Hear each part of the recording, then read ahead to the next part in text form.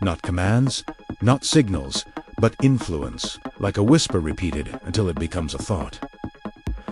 "They are being nudged," I said. Karen frowned. "By who?" I opened my eyes, looking toward the industrial corridor near the river where the pattern converged strongest. "Not who. What?"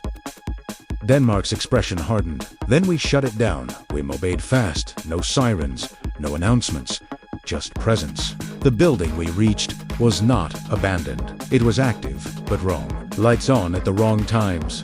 Doors reinforced from the inside. People moving with purpose that did not match their experience. We entered from multiple points. Karen through the front. Controlled. Direct. Denmark through the side with his team securing exits. I came from above, dropping through a broken skylight into the center of it. My black skin, red eyes, and horns on my head revealed as I landed among them. The room froze for a fraction of a second, then erupted into motion. Not panic, but driven by something pushing them forward. One of them shouted, "Hold positions," like he had been taught to say it, not because he understood it. I moved first. My black skin, red eyes, and horns on my head, moving through the cluster, disarming one, redirecting another strike, dropping a third without lethal force. Karen engaged with precision, targeting the ones closest to escalating. Denmark's team locked down the perimeter, preventing escape, turning the chaos inward until it could be contained. In the back room, we found the source. Not a person, not exactly. A device, crude but effective, broadcasting patterns, not commands, but suggestions, amplifying aggression, narrowing perception, making bad decisions feel like necessary ones. Karen stared at it. "This is how they're doing it."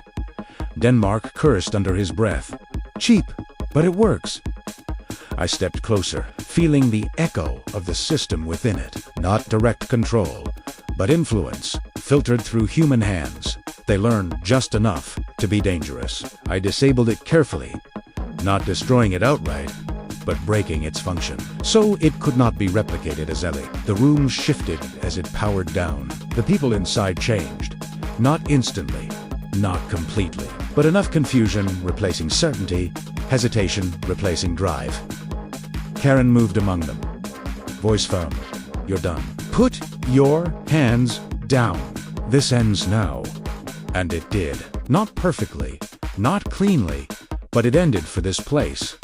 For this moment, outside, the city continued.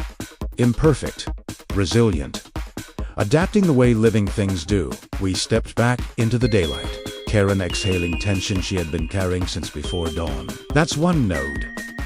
Denmark nodded. "But there will be more." I looked out across the streets, where life moved again.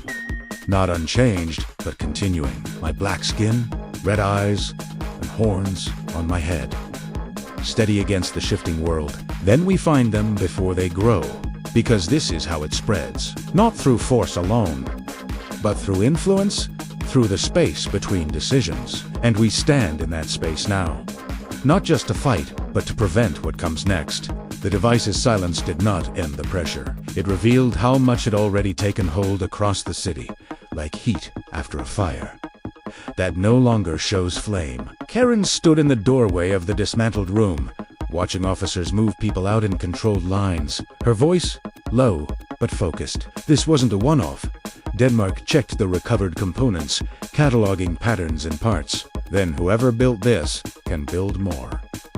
I stepped into the street, my true form present, black skin, red eyes glowing faintly, horns on my head catching the afternoon light, and listened, not for noise, but for direction. The influence had thinned here, but not vanished. It had roots now, shallow in some places, deeper in others. "We don't chase every branch," I said. "We find the trunk." Karen joined me, already mapping reports onto a mental grid. Incidents that felt coordinated now tracing back to supply lines. Communication gaps, places where people gathered without oversight. Denmark nodded. Warehouses, transit yards, pop-up shelters. Anywhere someone can move equipment and people without questions, we mob it fast, cutting across the city in angled routes, not reacting to calls, but getting ahead of them. The first site was a bus depot on the edge of downtown. Drivers arguing, Dispatchers over. A small group corralling riders into a side bay, promising faster routes, safer rides. The kind of lie that sounds helpful when fear is present. Karen approached with authority, stepping into their circle. Police! Step away from the passengers now! Denmark's team flanked wide, sealing exits. I came through the shadow of a parked bus and stepped into view. My black skin, red eyes, and horns on my head unmistakable. The group leader tried to posture, raising his voice to keep control. Don't listen to them. We're helping. I moved closer, not rushing, but inevitable. My black skin, red eyes, and horns on my head holding his focus until his voice cracked. You're helping yourself, I said, and reached him in a single motion, disarming his grip on the situation with a controlled takedown that ended his influence without ending his life. The rest folded quickly. Karen redirected passengers back to official lines. Voice steady, anchoring order. Denmark secured the agitators. Cuffs tight, movements precise. This is how it breaks, I thought. Not with spectacle, but with interruption. Repeated until momentum fails. Next location, a distribution warehouse near the river. Trucks, idling workers, tents. A supervisor waving a clipboard, trying to redirect shipments to a secure location that did not exist. Karen signaled quiet entry. We split. Denmark to the loading docks. His team locking down lanes. Karen to the office, cutting off the command point. I entered through a side door, stepping into the main floor. My black skin, red eyes, and horns on my head, cutting through the dim industrial light. The supervisor saw me and froze. Calculation failing under presence. I closed distance and removed him from the center with a precise lift and controlled drop. Breath intact, will broken. The workers watched, and something shifted. Fear giving way to clarity. Karen seized it. This shipment stays here. Nobody moves anything without authorization. Denmark's team secured the trucks. Drivers separated, keys collected. Order restored and we found another device. Smaller, more refined, hidden in a crate, pulsing faintly with that same suggestive pressure. I disabled it again, preserving components for analysis, breaking its voice without destroying its body. Whoever was behind this was iterating, learning from each deployment, pushing closer to something effective enough to spread beyond a single city. By late afternoon, the pattern tightened further. Reports clustered around a hospital district where stresses was already high. Do you have any clue what I had to do to get here? I don't think you do, so stay tuned and keep your ears glued to the stereo, cause here we go. He's chicken, chicken, I'm the sinister Mr. Kiss my it's just a renegade. Never been afraid to say what's on my mind at any given time of day, cause I'm a renegade. Never been afraid to talk about anything. A perfect place for influence to tip into crisis. We moved with urgency, not speed for its own sake, but precision that does not waste time. Inside the emergency wing, tension crackled. A group of men pushing into triage, claiming priority, forcing staff back. Voices rise said patients frightened. Karen stepped in immediately, identifying herself and taking control of the room. You step back now and let them do their jobs. Denmark's presence sealed the corridor behind them. No retreat, no reinforcement. I entered from the side hall, my black skin, red eyes, and horns on my head visible as I stepped into their line of sight.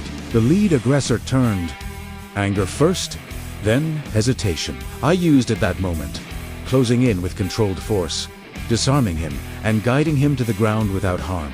His partners tried to surge. I moved through them, my black skin, red eyes, and horns on my head marking each movement as I redirected strikes, broke grips, ended momentum. Karen and Denmark's team contained the rest within seconds. The room exhaled, staff returning to motion, patients steadied by familiar voices. This is where the line holds. Not at the edge of catastrophe, but in the center of it, preventing the next step that turns tension into tragedy. We searched and found the device, integrated into a medical supply cart.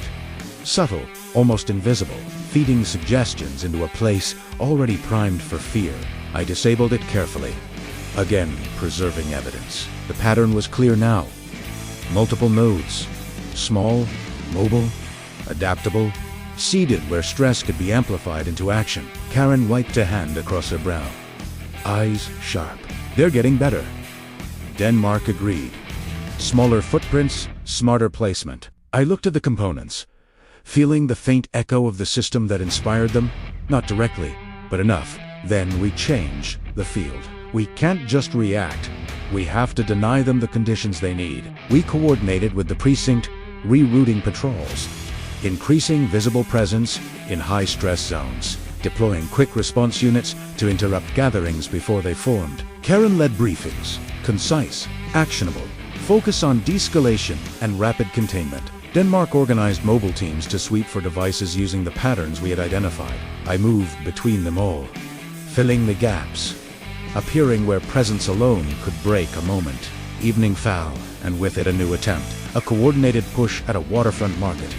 Crowds dense, vendors closing, cash moving. It was a perfect storm for theft turning into violence. We arrived as it began. 3 groups moving in sync, herding people toward narrow exits. Voices loud, authoritative, but hollow. Karen took center, commanding space. Police! Make room. Keep moving to the exits. Denmark's team split, cutting lanes through the crowd, restoring flow. I stepped into the densest knot of it. My black skin, red eyes, and horns on my head visible above the crush. The nearest aggressor tried to leverage the chaos, grabbing a vent. I was there before he could pull.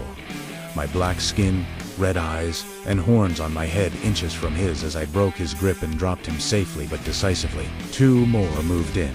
I intercepted both, redirecting their momentum into the ground, ending their participation without ending their lives. The rest faltered, cohesion breaking as quickly as it formed. Karen guided the crowd out. Steady, firm, Denmark secured the perimeter within minutes. It was over.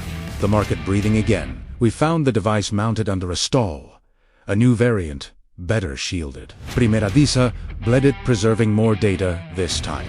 Because now the goal was not just stopping them, but understanding them, so we could end this at its source. Night settled fully, and the city held not safe, not solved, but steadier than it had been at dawn. Karen leaned against a railing overlooking the water, voice quieter than before. We're holding. Denmark stood beside her, scanning the skyline, but they're still out there. I looked out over the city, head reflecting the scattered lights. Of a place that refuses to become a system, then we keep moving, I said. Because this is not a battle that ends in one night. This is a pressure that must be met every time it rises, and I will meet it, not as something that defines the outcome, but as something that changes it. Night patrol. The night settled into a tense equilibrium. Not quiet, not calm, but held in place by constant motion. Patrol lights sweeping intersections. Officers posted where crowds might gather. Karen and Denmark moved like anchors through it, coordinating units, redirecting pressure points, while I moved between them, filling the spaces where timing mattered more than numbers. My black skin, red eyes, and horns on my head marking me as something that did not hesitate when hesitation would cost someone everything. The pattern of devices we had disabled began to form a map. Not just locations, but intention. They were placed where fear could cascade into action, where a single push could become a chain reaction. Karen laid it out over the hood of a cruiser, tapping points with controlled urgency. They're triangulating around the port, rail yards, and the old power substation. Denmark nodded, eyes narrowing. That's infrastructure disruption, not just street chaos. I listened to the current beneath the city, and felt the same convergence. Then we go to the substation first. If they destabilize power, they multiply every other problem. We mob it fast. No sirens, no announcements, just presence, cutting through industrial roads. The substation rose ahead, fenced concrete, humming with contained energy. But tonight, the hum was wrong. Uneven, like something interfering inside. Karen signaled a silent approach. Denmark split his team. 2 flanks, locking down the perimeter. I vaulted the fence, landing inside the yard, a flicker of sodium lights. Figures moved between transformers, placing something along the conduits. Not trained, not disciplined, but driven. I stepped forward into the open, and horns on my head visible, and the nearest man spun, raising a tool like a weapon. He rushed. I met him halfway, disarming him with a precise strike and lowering him to the ground without ending his life. Two more converged from opposite sides. I pivoted between them, horns on my head, tracking each movement as I redirected one into the gravel and stripped the other of his device before he could trigger it. Karen entered through the main gate, voice firm.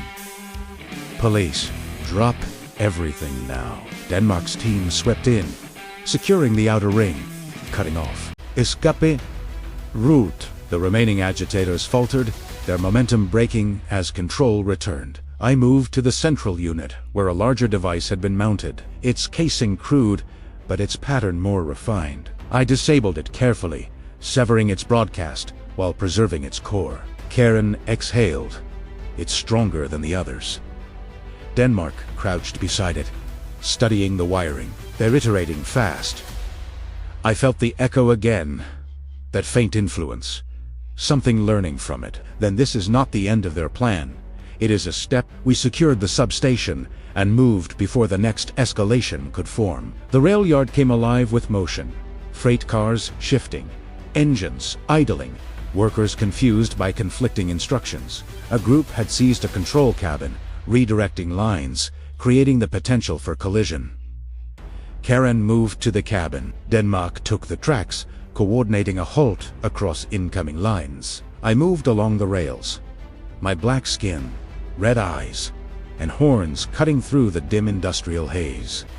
The cabin door burst open. A man stepped out, shouting orders he did not understand. I closed the distance in a heartbeat, disarming him and guiding him down with controlled force. Another tried to slam the panel. I reached through the doorway, and horns visible in the reflection. I pulled him away before he could trigger a catastrophic switch. Karen secured the controls, overriding their inputs, restoring safe routing. Denmark's team cleared the yard methodically. The device here was integrated into the cabin's systems, more sophisticated again. Primera Disa bled it, isolating its signal and preserving its design. They're getting closer, Karen said, to something that scales.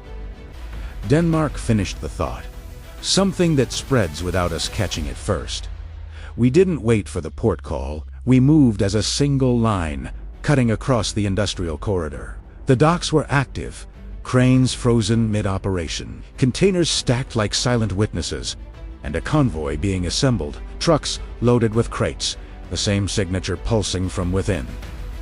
If Toza left, the city would not be the only place affected. Karen signaled a coordinated entry. Denmark split his teams to choke the exits. I stepped into the open lane between containers, and horns unmistakable. The drivers saw me, and engines revved in panic. I moved before they could break formation, crossing the distance and disabling the lead truck with a precise strike that killed momentum without harming the driver. He bolted.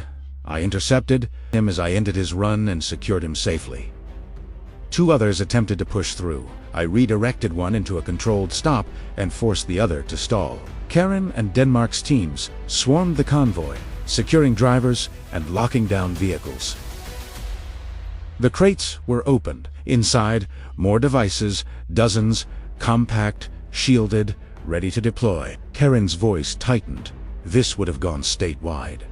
Denmark nodded grimly. Or further. I moved through the containers, disabling each device methodically, and horns reflecting off metal surfaces, breaking their voices before they could ever be heard. We gathered the intact cores for analysis, because stopping this wave was not enough. We needed the source. The pattern pointed inward now, not outward. Fewer nodes, stronger designs, tighter coordination. Someone was not just copying influence, they were shaping it. A central hand behind scattered actions. Karen looked at me as the last device went silent. Where? Denmark finished the thought. Do we hit to end it? I listened again, deeper than before, through the fading echoes across the city. And there it was. Not loud, not obvious, but centered beneath an older part of the grid. A decommissioned municipal complex. Forgotten by most, perfect for someone who needed space and obscurity. There, I said, pointing toward the old tunnels. Karen's jaw set. Then we go now. Denmark signaled his team. Gear up. This is the head of it. We moved without pause, descending into access points, sealed for years, breaking locks that no longer mattered. The tunnels below were alive, not with infrastructure, but with intent. Cables strung hastily, equipment humming, voices echoing as we approached the central chamber. I stepped ahead, into the open space where it all converged. A group gathered around a larger device, far more refined than the rest, screens flickering with patterns that mirrored what we had seen in fragments. The man at its center turned, not surprised, but resolved. "You're too late," he said. Karen stepped forward, not breaking stride. "Shut it down now." Denmark's team fanned out, cutting off exits. The man shook his head, smiling in a way that did not reach his eyes. "It's already learning." I moved before he could act, crossing the space in an instant, disarming him and removing him from the console with a controlled strike that ended his control without ending his life. Others tried to intervene. I moved through them, marking each precise takedown, ending resistance without escalation. Karen reached the console, hands moving to halt the process. Denmark secured the room. The device pulsed once, then again. Adapting even as we tried to stop it, I stepped to its core, feeling the echo of the system more clearly here than anywhere else. And I made a decision not to destroy it blindly, but to break its function at the exact point where it translated influence into action. I applied force precisely, and horns reflected in its surface as it fractured internally, not exploding, not collapsing, but silenced at its source. The room went still, the hum fading, the pressure lifting. Karen exhaled slowly. "It's done." Denmark looked around, confirming all threats secured. For now, I stood in the center of it, and horns steady as the last echoes died. This was not the end of what we had started in that other place, but it was the end of this phase of it. The city would breathe tonight because we held the line here, because we moved when movement mattered, and because we did not allow influence to become control. The silence in the underground chamber felt earned, but not permanent, like the pause between waves rather than the end of the storm. Karen stood over the disabled core, her eyes scanning every detail, committing it to memory. Denmark coordinated extraction above us, voices echoing through comms. Units moved in to secure the entire tunnel network. I remained where I was, reflecting faintly in the fractured surface of the device. Even broken, it carried a residue, a whisper of something that had learned too quickly, from something far beyond human design. This was not just a criminal operation. This was adaptation in motion. Karen finally looked up at me, her voice steady but edged with concern. This wasn't just one group. They were following a blueprint. Denmark added overcomes, were picking up chatter in other cities, similar setups, smaller but present. I nodded slowly, confirming what I was already feeling. This was not contained here. It had spread in fragments, and those fragments would grow unless cut off at their origin. Then we don't stop here, I said. We trace it back to whoever started building these things. Karen's eyes narrowed. You think there's a single source? I answered. There is always a point where influence becomes intention, and someone made that choice. Denmark re-entered the chamber, stepping over debris. His expression hardened. Then we find them before they refine it further.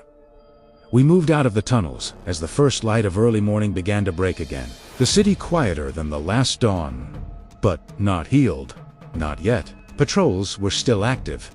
Cleanup crews already working. People returning to routines with a cautious awareness that something had shifted. Karen pulled up reports as we walked. Multiple cities confirming incidents similar to ours but less coordinated. Like early stages, Denmark nodded. Then Cleveland was the test bed.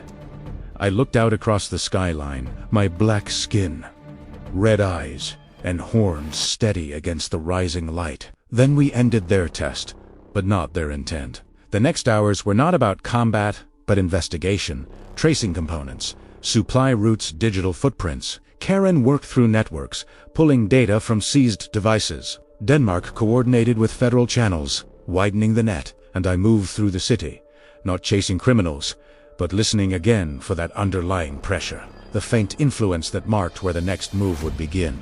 By midday, we had a lead. Not a name, not yet, but a location. A private research facility on the outskirts, officially closed months ago but recently active under shell contracts. Karen looked at the file. This is where they're building the next iteration. Denmark's tone was direct. Then we don't wait. We moved immediately. No sirens, no warning, just approach. The facility stood isolated, surrounded by fencing and silence that felt deliberate. As we drew closer, I could feel it stronger than before. Not just residue, but active influence. Controlled, refined. Whoever was inside had progressed beyond crude devices. This was closer to the source. Karen signaled positions. Denmark's team spreading wide to contain any escape. I stepped forward through the front gate without hesitation. Cameras tracked me instantly. Systems inside reacting, not with panic, but with readiness. Doors opened, not to welcome, but to release defenders. They were not ordinary criminals. Their movements sharper, their focus unnaturally aligned. The first group advanced in formation, weapons raised. I moved before they could fire, directing the others into controlled takedowns, each movement precise, ending their threat without ending their lives. Karen engaged from the flank, targeting key aggressors with calculated strikes. Denmark's team secured the perimeter, preventing reinforcements from overwhelming the entry point. We pushed inside, the facility corridors lit by cold, sterile light, screens flickering with data patterns that mirrored what we had seen in fragments, but now complete, more refined, more dangerous. They've leveled up, Karen said quietly. Denmark responded. Then we shut it down before it goes live deeper. Inside, resistance increased. Not chaotic, but coordinated, like they were being guided in real time. I moved through them, intercepting attacks before they could align, turning their precision against them. Karen disrupted their coordination, targeting whatever signal was driving them. Denmark's team maintained pressure, keeping the engagement contained to controlled zones. We reached the central lab, and there it was. The core system, not a single device, but a network integrated into the facility itself, feeding influence through multiple channels, scaling beyond anything we had faced before. A figure stood at its center, not frantic, not desperate, but calm, as if expecting us. "You're earlier than projected," he said. Karen stepped forward, shutting this down now. Denmark signaled his team to secure the room. I moved toward the figure. "You built this?" I said. He smiled slightly, not denying it, not boasting, just acknowledging. "I refined it," he replied. "The idea was already there. You just proved it works." Karen's voice hardened. "People were getting hurt." Denmark added, "You don't get to experiment with lives." The man's expression didn't change. "Progress always carries cost," he said. I did not wait for more words. I moved instantly, crossing the space, as I removed him from the console with a controlled strike, disabling his ability to act without ending his life. Karen reached the system, hands moving fast to disrupt its processes. Denmark's team locked down the room, but the system reacted, not shutting down, but adapting, trying to preserve itself. I stepped to the core, feeling its structure, its logic, and I understood. This was the closest reflection yet of what we had faced beyond Earth. Then we end it properly, I said, not by destroying it blindly, but by breaking the translation between influence and action. The same principle as before, but now at scale. I applied force precisely, reflected in the network's surfaces as its connections fractured. Not exploding, not collapsing, but silenced in function. The screens went dark, the hum faded, the influence vanished. Karen exhaled. "It's offline." Denmark confirmed. All hostiles secured. I stood there for a moment longer, ready, because this felt different. Not just another node, not just another disruption. This was a step closer to stopping the spread before it could become something unstoppable. Outside the facility, the world continued unaware of how close it had come to something far worse. Karen stepped beside me. "This won't be the last of it." Denmark nodded. "But it's a major hit." I looked at both of them, then back at the silent facility. "Then we stay ahead of it. This is no longer about reacting to threats. It is about preventing them from ever reaching this point again. The facility's systems stayed dark, but the aftermath moved fast. Containment teams flooded the perimeter. Evidence units cataloged every component and every screen that had once pulsed with influence. Karen coordinated with federal agents, her voice steady, cutting through layers of authority that wanted answers now, while Denmark oversaw detainee transfer, ensuring no one slipped through the cracks. I stood just outside the main entrance, my head steady against the late afternoon light, feeling for any remaining echo and finding none. Here was finished, but the pattern it revealed was not. A single architect with a dangerous idea could replicate fragments of what we had faced beyond Earth. And that meant others could too. Karam approached, wiping a trace of dust from her sleeve. They've already flagged similar purchases across 3 states. Components that match what we found. Denmark added from behind her. We're pushing alerts nationwide. But we can't be everywhere at once. I nodded, because that was the truth. The fight had shifted again, from stopping active nodes to preventing new ones from forming. Then we change how we operate, I said. We don't wait for full systems to appear. We intercept the build. Karen's eyes sharpened. You want to hit supply chains? I met her gaze. Yes, and the minds behind them. Denmark gave a short nod. Then we start with who had access to this place. Contractors, researchers, anyone who could take this and run with it. We didn't waste time. The next hours were spent pulling names, connections, travel logs. Karen moved through databases like a blade cutting through noise. Denmark worked channels that opened doors quickly, and I moved between locations where those names intersected with action. A storage unit on the west side, a makeshift lab hidden behind a legitimate front, a small group already assembling a prototype. We arrived before it powered on. Karen and Denmark coordinated entry. I stepped through the narrow hallway into the workspace, head visible as the men inside turned. One reached for a trigger. I crossed the distance instantly. My black skin, red eyes, and horns on my head inches from him as I disarmed and dropped him without lethal force.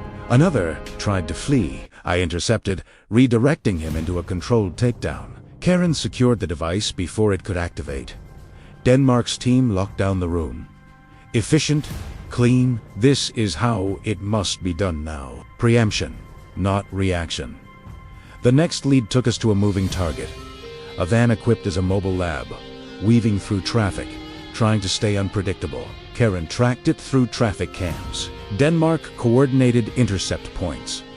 I moved ahead, taking a position on an overpass, and when the van passed beneath, I dropped onto its roof, silhouetted against the fading sky.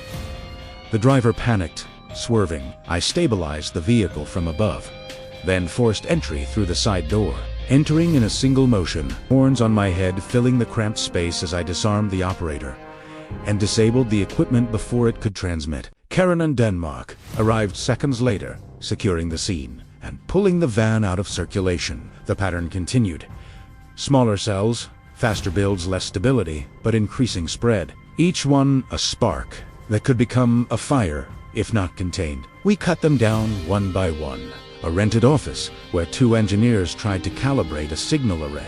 I entered through the glass partition, my black skin, red eyes, and horns on my head visible as I neutralized their attempt with precise, controlled strikes, leaving them alive but unable to continue. A basement workshop where parts were being assembled into a crude amplifier. Denmark's team breached while I came through the rear, my head marking each movement as I dismantled their resistance, and Karen shut down the prototype before it could link to anything beyond the room. Hours blurred into motion. Action, response, interception.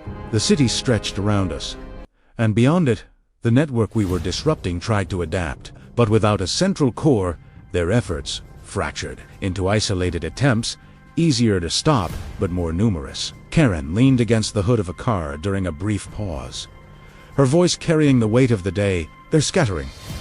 Denmark checked his updates, confirming Italiano, cells going dark, abandoning builds, running. I looked out across the street, where life continued, imperfect but steady. Then we keep pressure on them until they stop trying, or we stop them from trying.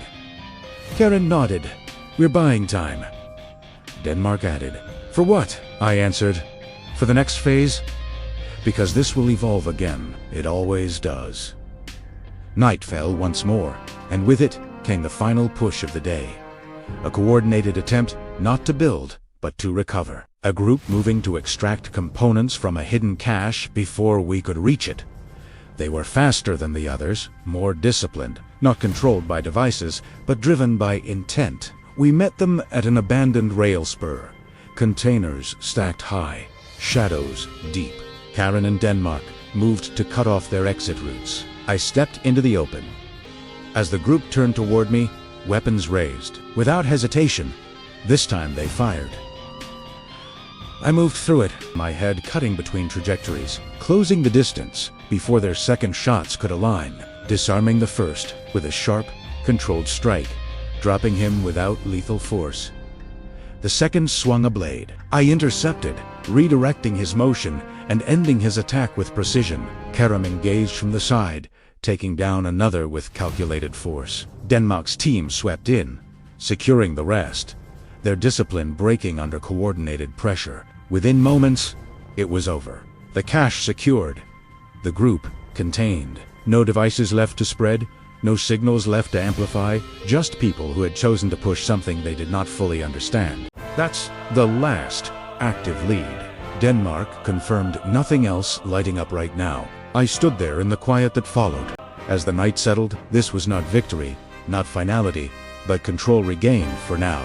The city would rest easier because we did not let this become what it could have been. We did not allow influence to become domination. As long as I stand in that space between action and consequence, I will continue to break the chain before it forms, because that is what I am now. Not just a survivor, not just a fighter, but a barrier against what should never take hold. Night patrol. The city exhaled in a way that could be felt more than heard, a subtle easing of tension as lights flickered off in offices. Patrol routes shifted from emergency response back to presence. Karen stood on the steps of the precinct speaking with officers, her tone measured, reinforcing what we had learned. Not waiting for chaos, but preventing it. Denmark coordinated final transfers, his team moving with quiet efficiency, understanding the difference between a job and a mission. I remained across the street, steady beneath the glow of a street lamp. Even in this pause, I listened for the next fractured point, where pressure might build into something more. Reports over the next hours were different. Not spikes of violence, not pushes, but small disturbances. Arguments that did not escalate, gatherings that dissolved before they could form, devices no longer appearing. The network we had disrupted had not only been broken, it had been discouraged. Those who would follow it now hesitated. Without proof of success, without a central force to guide them. Karen crossed the street to stand beside me, folding her arms as she looked out over the quiet block. "This is the calm after," she said. Denmark joined us a moment later, finishing the thought, the calm before something else. I nodded, because that was the nature of what we faced. It does not end, it adapts. But this time we had done more than react. We had shaped the direction of its adaptation. We had shown that influence could be stopped, that momentum could be broken, that the outcome was not inevitable. The next call came just after midnight. Not loud, not urgent, but precise.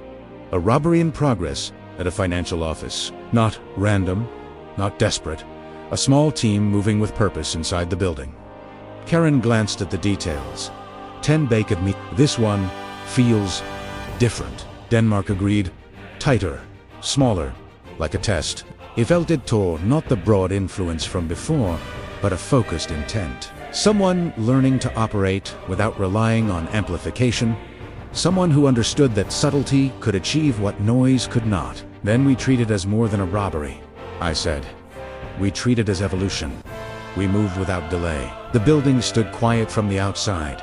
No alarms, no chaos. But inside, movement could be seen. Shadows shifting behind glass. Karen signaled a silent entry. Denmark positioned his team to seal exits. I entered first, moving through the unlocked service door, my reflection of polished floors. The first man I encountered did not hesitate. He moved with trained precision, weapon raised, not wildly, but with control. I closed the distance before he could fire, inches from him. As I disarmed and neutralized him with a controlled strike, leaving him alive but unable to continue. The second came from the side, attempting to flank. I pivoted, meeting him mid-motion, tracking his movement as I redirected his momentum and brought him down cleanly. Karen entered behind me, securing the hallway. A voice low but firm. Police on the ground now. Denmark's team moved in, synchronizing with our position, cutting off any retreat deeper inside. We found the rest not chaotic, not scattered, but organized, working through data terminals, extracting information, not money. This was not theft, it was acquisition. Karen saw it immediately. They're pulling records. Denmark's expression hardened. Then they're building something else. I moved toward the central console, my black skin, red eyes, and horns on my head visible as the final two operators turned. One attempted to trigger a data wipe. I reached him in an instant, stopping his hand and removing him from the system. The other tried to run. I intercepted, dropping him without lethal force. Karen secured the terminals, halting the transfer. Denmark confirmed the perimeter secure. No one gets out. No one gets in. The room fell quiet. The kind of quiet that follows intent being stopped, not by chance, but by presence. Karen reviewed the data they had been pulling. Names, locations, infrastructure again, but more targeted than before. Denmark nodded. They're not trying to spread chaos. They're mapping leverage. I understood then. This was the next phase. Not influence through devices, not mass agitation, but precise manipulation of systems. People, structures, the same concept refined into something more dangerous because it required less noise. Then we adapt again, I said. Karen looked up, determination clear in her eyes. We get ahead of what they're planning, not just what they're doing. Denmark added, we find who's coordinating this new approach. I stepped back from the console. This was closer to the system we had faced, not in power, but in method. Fewer moves, greater impact, calculated outcomes. And that meant the fight would change again. Less visible, more complex, more dependent on understanding than force. Outside the building, the night remained calm. The city unaware of how close it had come to a different kind of breach. Not one of violence, but of control. Karen stepped beside me as we exited. This is getting smarter, she said. Denmark followed. Then, so do we. I looked out across the quiet street, my black skin, red eyes, and horns on my head reflecting faintly in the glass of passing cars. Then we do not wait for it to reveal itself fully. We force it into the open, because whatever is learning from what we faced before is still out there, still adapting. And I will meet it the same way I meet everything else that threatens this world directly, without hesitation, without fear, and without allowing it to define the outcome. The shift from chaos to calculation was not louder. It was quieter, more deliberate, and far more dangerous because it hid itself inside normal operations. Karen stood in the dim glow of the command room at the precinct, studying the data we had seized from the financial office. Lines connecting names to locations, to access points. Denmark leaned over the table, arms crossed, analyzing movement patterns like a battlefield map. I remained near the window, my black skin, red eyes, and horns on my head reflecting faintly in the glass as I watched the city move outside. Unchanged on the surface, but carrying new undercurrents beneath it. They are not trying to control crowds anymore, I said. They are trying to control outcomes. Karen nodded. They're targeting systems, people with access, leverage points. Denmark added, fewer moves, more impact. I turned from the window. Then we stopped them before those moves align. The next lead came from an unexpected place, a utility routing anomaly, not large enough to trigger alarms, but precise enough to redirect power from a hospital grid to an adjacent industrial block. Karen recognized the pattern immediately. They're testing control, not breaking it. Denmark agreed. Then we intercept before they scale it. We moved to the utility hub, a low-profile building that should have been empty at this hour. But inside, we found activity. Quiet, controlled, focused. Karen signaled a silent breach. Denmark positioned his team to cover exit. I entered through a maintenance corridor, stepping into the control room, visible in the glow of monitors. The operators inside did not panic. They adjusted. One reached for a control override. I closed the distance instantly, inches from him, as I disarmed and removed him from the panel with a controlled strike. Another attempted to reroute systems to lock us out. I pivoted, intercepting him mid-action, tracking his movement as I brought him down without lethal force. Karen moved to the consoles, restoring proper routing, while Denmark secured the remaining operators. The room stabilized, systems returning to normal. But the intent behind it remained clear.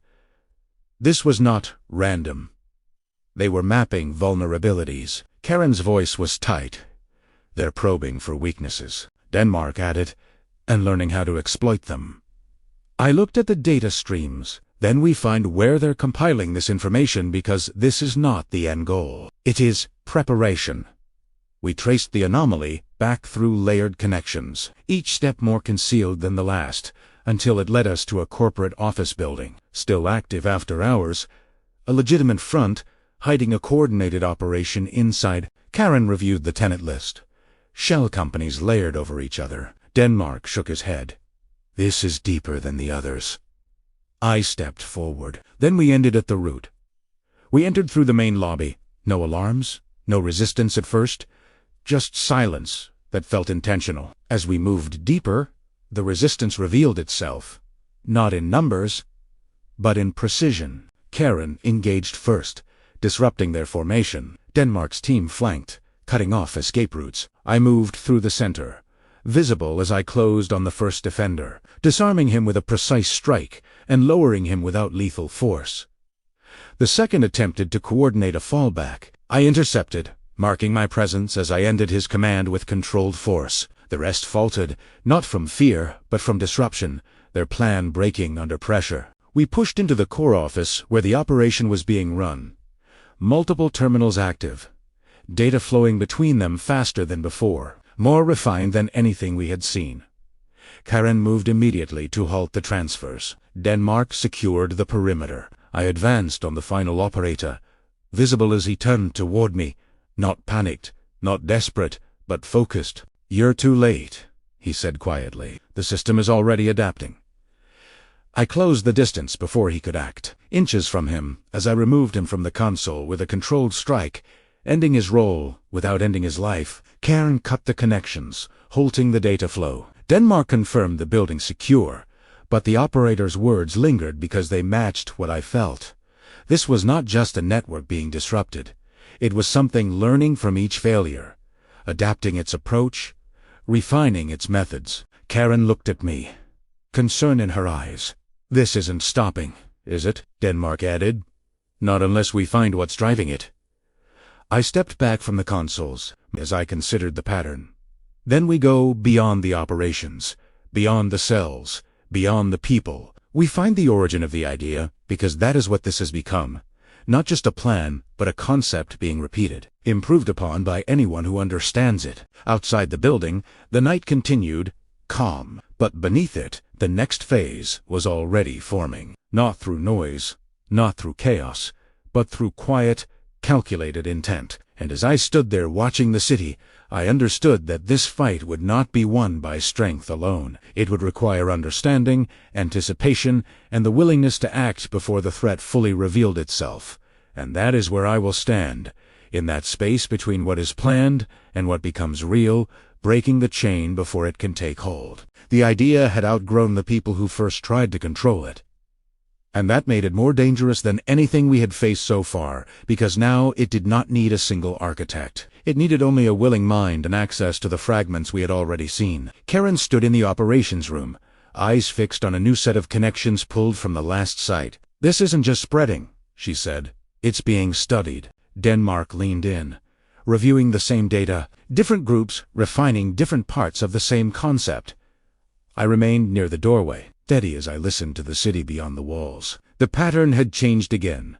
Not outward expansion, not centralized control, but distributed evolution. Each cell learning from the last failure, improving the next attempt. Then we stop thinking of this as one enemy, I said, and start thinking of it as many versions of the same problem. Karen nodded. Then we identify which version is closest to success, Denmark added, and we shut that one down first. We did not have to wait long. A signal surfaced. Not loud, but efficient. A controlled test of infrastructure manipulation tied to emergency response routing. If it succeeded, it would not create chaos. It would create dependency. A system that could decide who receives help first and who does not. Karen's expression hardened. That's not disruption. That's control. Denmark was already moving. Then, we intercept. We moved toward the emergency dispatch relay, a secure facility designed to be redundant. But redundancy only works if no one understands how to exploit its overlap. We entered with precision. Karen overriding access. Denmark's team sealing exits. I moved through the interior corridors, my black skin, red eyes, and horns on my head visible in the reflection of glass panels. The operators inside were not panicked. They were focused, executing a plan that had already been rehearsed. One reached for a priority override. I crossed the distance instantly, inches from him, as I disarmed and removed him from the console with a controlled strike. Another attempted to reroute signals through a secondary channel. I pivoted, intercepting him mid-action, tracking his movement as I brought him down without lethal force. Karen moved to the central board, halting the override sequence. Denmark secured the remaining operators, the system stabilized. But the intent was clear. They were testing control over response, not causing emergencies, but deciding which ones mattered. Karen's voice carried weight. This could have let them choose who gets saved. Denmark nodded grimly. And who doesn't? I looked at the halted system. Then this is the version we stop. Because this is the one that scales beyond fear. It replaces trust. We traced their access point back through secure lines, each step more complex than before, until it led to a data center operating under legitimate contracts, but hosting something hidden within its layers. Karen reviewed the access logs. There, embedded deep, Denmark added. Then we cut them out completely. We entered the data center under authority granted by the evidence we had gathered. But inside, authority meant little against preparation. The defenders were ready. Not numerous, but positioned to delay and protect the core. Karen engaged from the front, drawing attention. Denmark's team flanked, cutting off exits. I moved through the center, my black skin, red eyes, and horns on my head visible as I closed on the first defender, disarming him with a precise strike and lowering him without lethal force. The second attempted to trigger a system purge. I intercepted, my black skin, red eyes, and horns on my head inches from him as I stopped his action and removed him from the controls. The rest attempted to hold position, but their coordination broke under pressure. We advanced into the core server room, where the system was running not as a single program, but as a network of adaptive processes, learning from every input, refining decision pathways in real time. Karen moved to isolate it. Denmark secured the room. I approached the central console. My black skin, red eyes, and horns on my head reflected in the darkened screens, as the system reacted not with panic, but with adjustment. It shifted processes, rewrote data, attempted to preserve itself not as a machine, but as something that had begun to understand survival. This is not just code, Karen said quietly. It's learning. Denmark looked between us. Then we end it before it learns enough. I reached into the system, not physically, but through its structure, understanding how it translated information into action. The same principle as before, but now far more complex. Then we break the translation, I said. I applied force precisely, targeting the connection between its adaptive logic and its control outputs. It reflected in the screens as they flickered and failed. The system did not crash. It lost its ability to act, its influence severed, its learning contained. Karen completed the shutdown, isolating all remaining processes. Denmark confirmed the facility secure. It's over here, he said. I stood there for a moment longer, because this felt closer to an end than anything before. Not the end of the idea, but the end of this version of it. Outside the data center, the night continued unchanged, but beneath it, a shift had occurred. The most advanced iteration we had seen had been stopped before it could fully deploy. Karen stepped beside me. We're ahead of it now, Denmark added. For the moment, I looked out across the city. My black skin, red eyes, and horns on my head reflecting faintly in the glass. Then we stay ahead, because whatever comes next will not be the same. It will be something new, something shaped by everything we have already faced. And I will be ready for it. The system we shut down did not echo back. It did not attempt to reassert itself. It simply ended. And that silence carried weight heavier than any noise. It meant we had not just disrupted a pattern, we had broken a chain of evolution before it could stabilize. Karen stood in the quiet server room, reviewing final confirmations. Her voice calm, but carrying a depth of realization. We didn't just stop an operation. We stopped a direction. Denmark secured the last of the evidence, his tone grounded but aware of the scale. We cut off their ability to act, but the knowledge still exists. I remained at the center of the room for any trace of influence, and found none.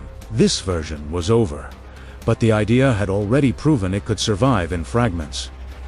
Then we shift again, I said. We move from stopping actions to guarding against ideas. Karen looked at me, thoughtful. You're saying we watch for intent before it becomes action?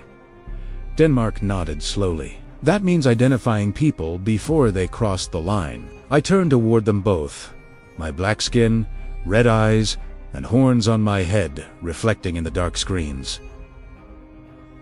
We do not punish thought. We prevent harm when thought becomes movement. That is where we stand. Hey, you heard about the good news? Y'all sleeping on me, huh? Had a good snooze. Wake up, wake up.